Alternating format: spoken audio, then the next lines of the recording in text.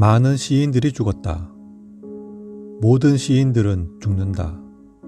시인 이연주도 죽었다. 모든 시인들이 죽음으로 기억되는 건 아니다. 그 가운데 나는 시인 이연주를 죽음으로 기억한다. 죽음을 떠나간 그의 시와 유언과 같았던 그의 유고 시집을 기억하고 있다. 그렇게 이연주의 시집은 내게 전설이 되었다.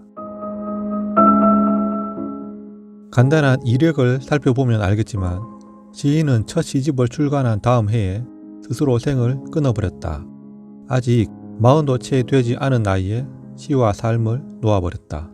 죽은 자는 말이 없고 살아있는 우리는 그저 그가 세상에 남겨놓은 시의 어떤 구절들을 통해 짐작할 뿐이다. 생은 얼마나 끔찍한 것인지 그것에 동의하지 않는다면 이연주의 시를 읽을 필요는 없다.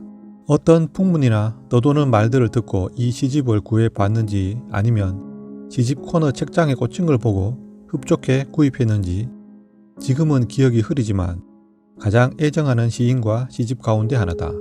많지도 않은 이연주 시인의 시집이 절판이 되고 더 이상 구하지 못해 애태우는 독자가 알게 모르게 꾸준히 있어 왔음을 알고 있다. 그런 독자들에게 반가운 소식으로 최측의 농간 출판사에서 어렵게 이연주 시 전집을 2016년에 출간했다. 기존 시집에 실리지 않은 미발표 시까지 수록되었다고 하니 아쉬운 독자들은 시 전집을 보면 좋을 것 같다. 소장하고 있는 시집은 두 권 모두 초판본은 아니고 판본은 다음과 같다. 첫 시집 매음녀가 있는 밤의 시장에 실린 몇 편의 시를 살펴보는 것으로 한다. 몇 번의 마른 기침 뒤 뱉어내는 된가래에 추억들이 엉겨붙는다. 지독한 삶의 냄새로부터 쉬고 싶다. 원하는 방향으로 삶이 흘러가는 사람들은 어떤 사람들일까? 한방 눈 내린다. 연작시 매음녀 1편에서 7편 가운데 4편의 일부다. 돌이키기 싫은 추억들은 된가래처럼 뱉고 싶은 것들인데 그것들이 자꾸 엉겨붙는다. 그 역겨운 냄새나는 삶은 대부분 원하지 않는 방향으로만 쓸려가게 마련이다. 그런데 주위를 둘러보면 원하는 방향으로 흘러가는 삶을 사는 사람들이 있다. 시적 화자는 새하얗게 한방눈 내리는 날 관공서 지프에 실려가는 매음녀다. 지독한 삶의 냄새로부터 쉬고 싶다. 시인의 죽음이 있고 난 다음에서야 우리는 벌써 시인은 죽음을 준비하고 있었던 건 아닌가 하는 뒤늦은 짐작만 할 뿐이다. 우리는 많은 진심을 듣고 살지만 그게 진심인지 농담인지 구분하지 못한다. 진심이란 걸 알 때는 대부분 뒤늦은 후회가 함께 할 때 뿐이다. 재미있는 시 한 편을 옮긴다. 좌판에 누워. 나 간절은 자반 고등어다. 홍제동 시장터에서 도매값 800원이다. 비늘은 죄다 떨어져 나갔다. 살은 질기다. 700원 어때요? 아줌마 너무하시네. 750원. 창시 빠져나간 백가죽. 좌판에 늘어붙어 식탁으로 가는 길. 기다리는 해가 또 진다. 내가 재미있다고 한 재미는 위약적인 재미일지 모른다. 재미가 있어서 배꼽이 빠져라 웃다 보면 눈물이 질끔 나기도 할 때 그 웃음의 뒤끝에 오는 어쨌든 짜라 빠진 눈물 같은 재미. 살은 질기다 라는 시행은 곧 삶은 질기다 라고 읽어도 무방하다. 그 질긴 삶이 오늘도 좌판에 들러붙어 있고 해는 길다. 짧은 시는 고작 좌판에 널려있는 자반 고등어의 풍경이지만 시인의 자화상을 그려 보이고 있다. 반짝이는 비늘은 다 떨어져 나가고 창시도 없는 텅 빈 백가죽에 볼품없는 몰골이다. 그 몰골로 기다리는 건 식탁으로 가는 길이다. 온 가족이 모여 함께 뭔가를 먹는 식탁이라는 공간을 뒤집어 보면 죽은 것들을 지지고 볶아 발라내거나 잘라 먹는 그런 비린내 가득한 살풍경한 공간이기도 한 것이다. 동물의 삶이란 기본적으로 다른 살아있는 것들을 먹어치워야 하는 무시무시한 것이기도 한 것이다. 극단적인 확대 해석을 하자면 극도로 예민한 감각을 가진 인간이 살아가는 이 세상은 끊임없는 지옥도일 뿐이다. 신생아실 노트.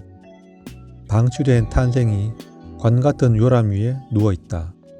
부죽간의 비릿한 냄새, 온갖 경험을 거쳐 늙은이의 침묵에 이르기까지 누가 저것들을 그 먼 곳까지 인도할 수 있으리. 이것 봐. 총과 칼로서 내 몸을 무장하는 거야 어렵지 않지. 문제는 맨몸으로 기도문 한 구절 없이 버티는 용기와 저항의 힘이란다. 기도문이란 다만 죽은 자들을 위한 문장일 뿐이니까 제발 잊지 마라.